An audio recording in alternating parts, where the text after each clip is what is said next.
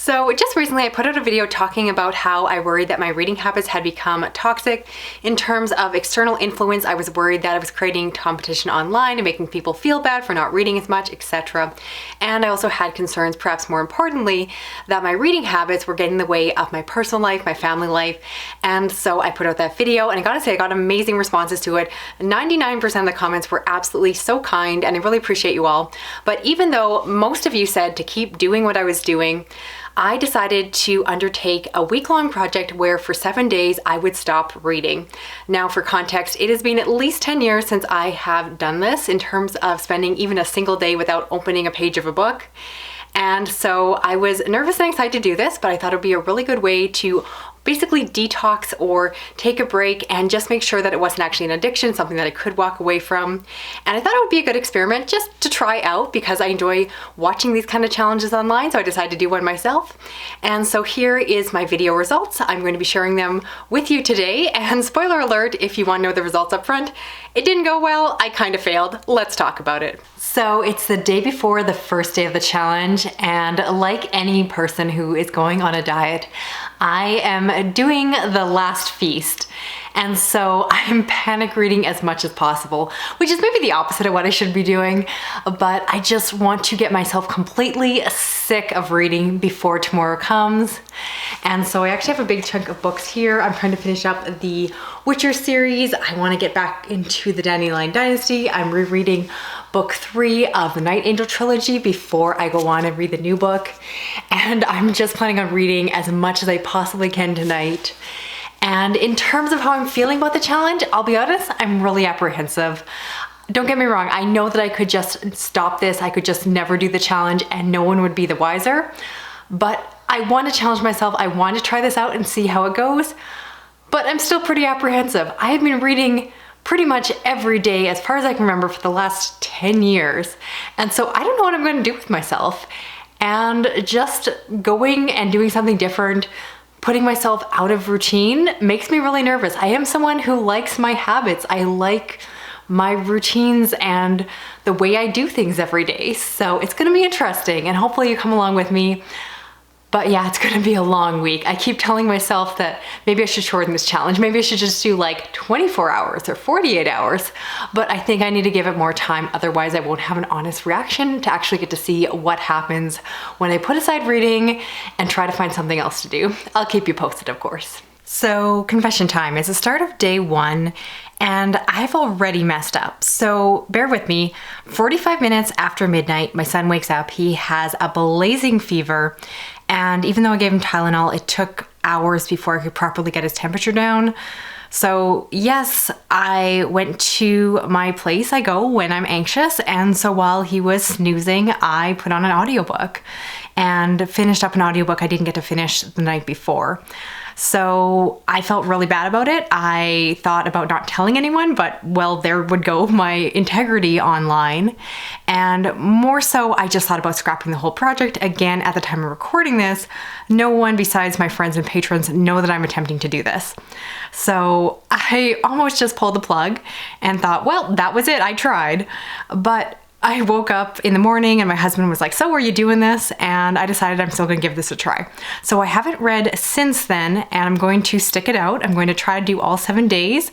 I'm still regretting that. I'm still nervous, but so far so good since then. I think it helps for at least day 1 that I have a lot of other things to do. For instance, I'm doing a lot of catch up. I have a lot of reviews to write for Goodreads. Always have a link down below if you want to join me there. As well as I have some books to post to Instagram from Bookmail. And I spent my lunch break, instead of reading, I spent it editing a video. So at least in the short term, I'm basically using this time to do catch up on everything else surrounding my booktube channel. But I think as the week goes on and I'm more caught up on those aspects, that's when it's going to get hard because I'm already finding myself reaching to my phone more often and just scrolling around and not being really sure what to do with myself. So I will keep you posted if this improves. Talk to you later. Hey, and I'm coming back with an update. Same day, first day of the challenge, and my kid is now completely sick. He is puking. And I gotta admit it, I was like, that's it, I'm so done. But you know what? I'm going to see this through. So while he is resting, I'm watching YouTube videos, I'm catching up on comments, I'm posting to Instagram. And you know what? It's filling my time. It's definitely not something I want to do every week, but for the most part, so far, while I'm technically doing a lot of social media, it is related to my channel, so it feels productive, if that makes sense. I'm not at the point of just like mindlessly scrolling.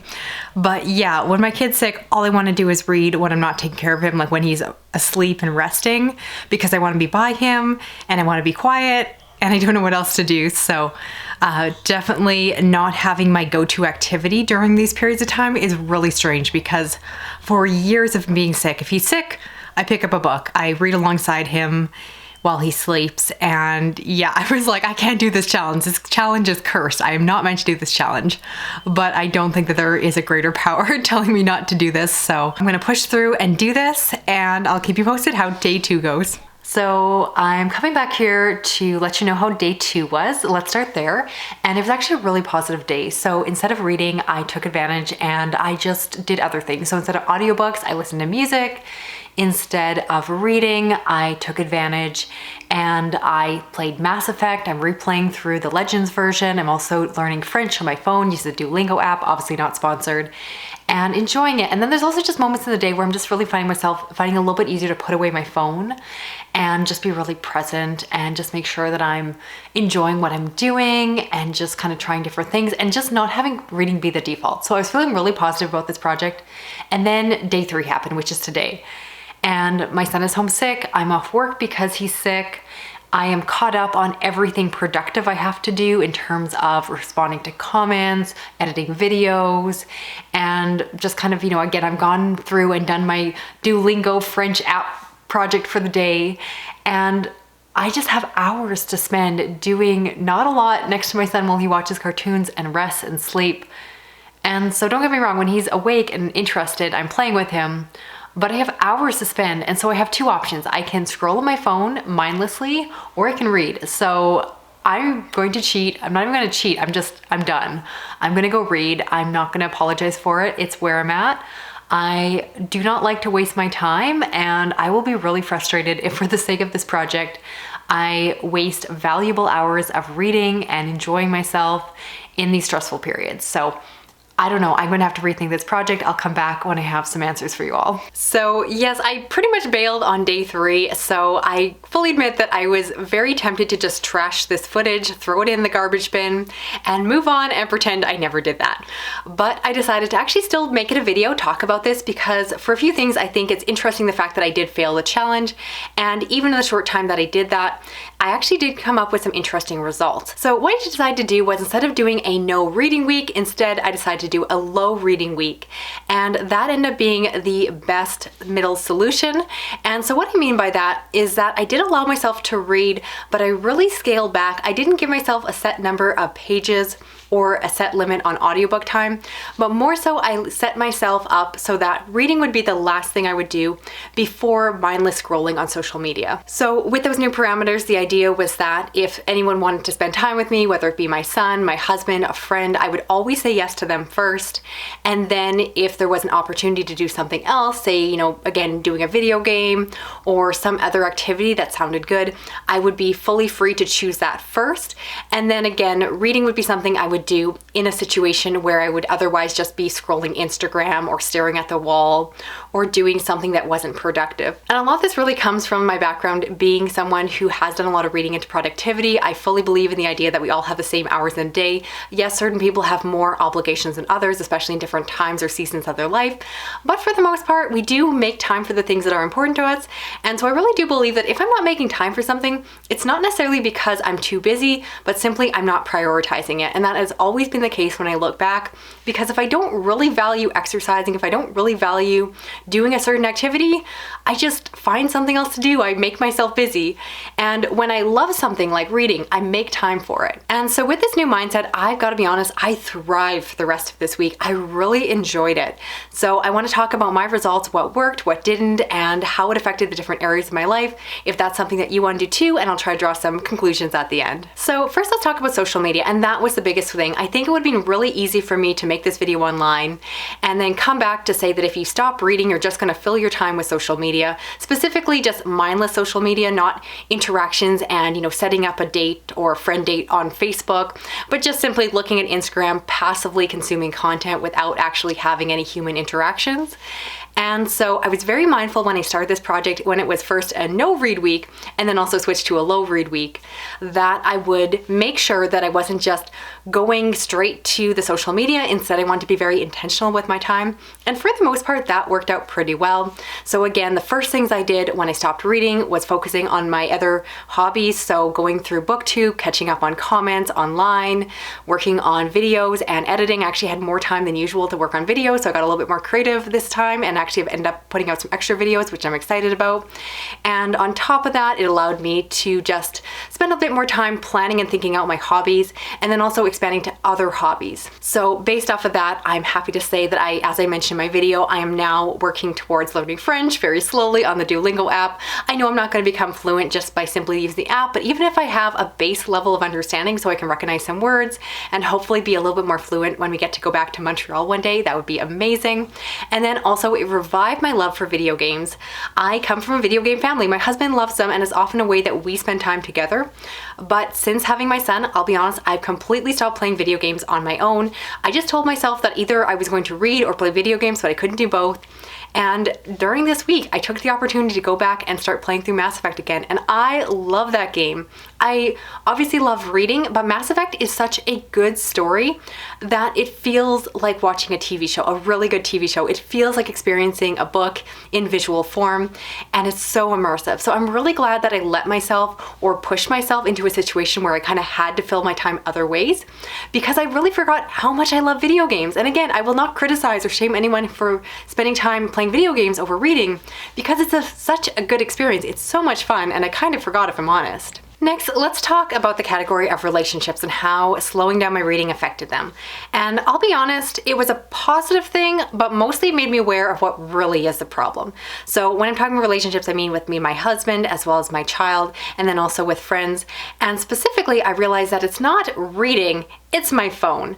So I did notice that I felt more present, but specifically I felt more present when I put my phone away. So I found myself being all proud that I wasn't listening to an audiobook with my son around as we played Cars. But then as we're playing Cars, I found myself with my phone checking and replying to Instagram comments and YouTube comments. And I was like, well, this is not what I'm trying to do. So I realized that it's often me mindlessly rechecking my YouTube stats. I try not to be really focused on the algorithm, but I'm really trying to figure out what I'm doing right or wrong these days.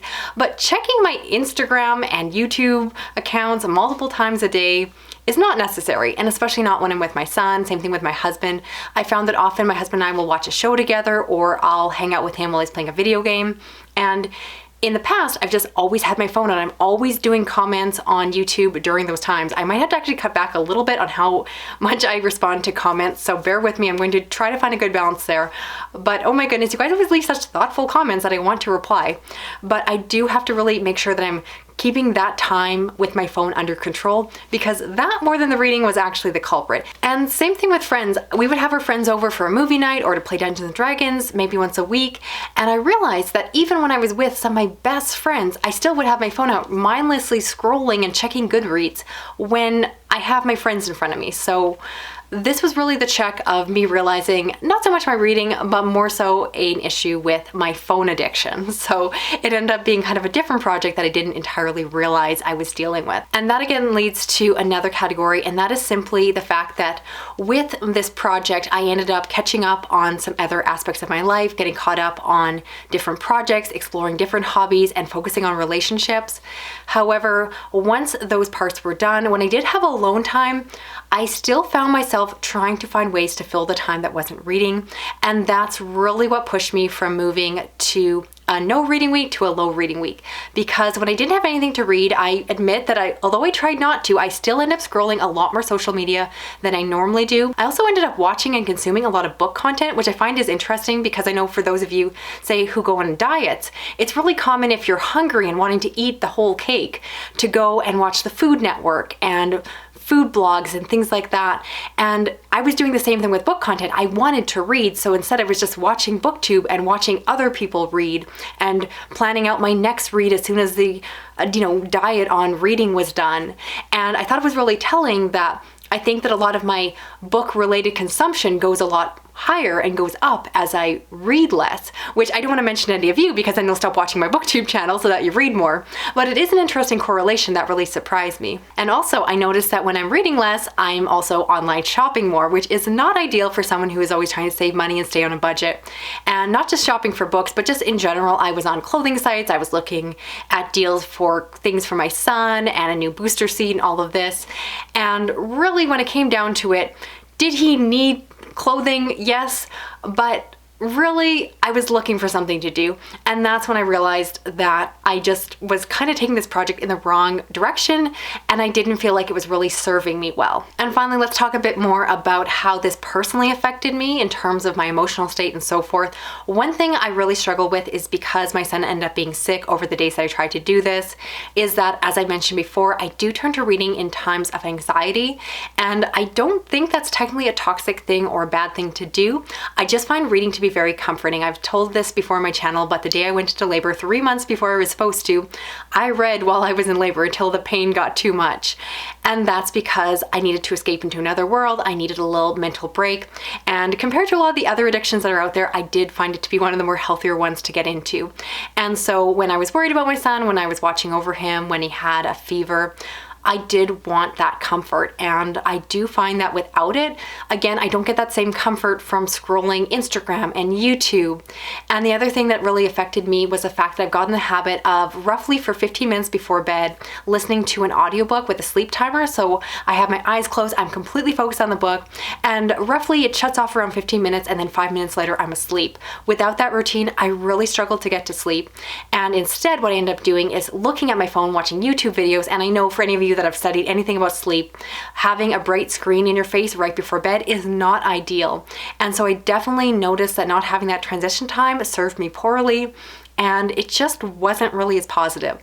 So in terms of, again, the larger scope of this project, I thought it had some good benefits, but artificially cutting out those moments of comfort for me weren't ideal, and I don't think that's a problem. If you feel differently, let me know in the comments. But honestly, I think that, there's worse ways to get a little bit of comfort in life. So overall, I'm actually really happy that I tried this project, not because I felt pressured from you on the internet. Again, everyone was very kind in my last video about this, but instead I thought it was an interesting way to explore more about how my reading has become part of my life and making sure that I can separate from it. Now, you could argue, which is perhaps true, that it is a bad thing that I could not complete a week of no reading. And again, I could have. I just was incredibly frustrated to spend so much time in what I felt was wasted, in wasting time on the internet in ways that I didn't feel really added to my own enjoyment, self-care, etc. in those moments of free time.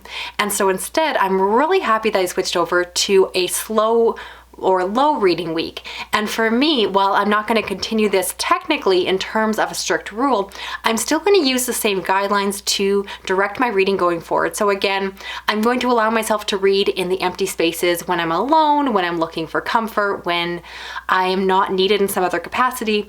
But at the same time, I'm making sure that when my husband, when my son, when my friends are present in my life, books will be on the wayside because I know that there is time for them later. And also just making sure that I'm allowing and actually giving time to those other hobbies. So the idea that reading has to always be the default maybe isn't the right way to go anymore. And so that was really the benefit of this project, is that by not making reading the default option, it really forced me to get creative and just get a bit more extrovert and actually look outside myself. So I found myself reaching out to friends to see if I could arrange a coffee or movie night, and just trying to find other ways that will bring me fun and enjoyment. So overall, I'm feeling like my life's a lot more in balance, and if anything, as I mentioned before, the real culprit is my phone. So if I'm ever not responding to comments as quickly quickly as you would like, or if I'm not necessarily on Twitter and Instagram much more than posting my own feed and comments, keep in mind that I'm still here, but I do have a life that I need to balance so that I can do this long term. So I'd love to hear your comments down below. Have you ever tried purposely not reading for a period of time? Or would you be interested in trying a slow reading week like myself? You might argue that all your weeks are slow reading weeks. So of course, as always, no judgment, no pressure. Your reading experience is your own. And again, if you're enjoying what you're reading, you're doing it right. So thank you so much for watching this video. If you do enjoy book content or somehow not subscribed and randomly came across this video, I do read and review a lot of horror, thrillers, science fiction, and fantasy. If you want to help me out with this video, you can give it a thumbs up, drop a comment, even if it's just a little emoji, that really helps me out. And if you want to hit that little notification bell, you'll never miss a video from me because sometimes I like to do extra videos like this. Thanks for watching. Talk to you again soon. Okay, bye-bye.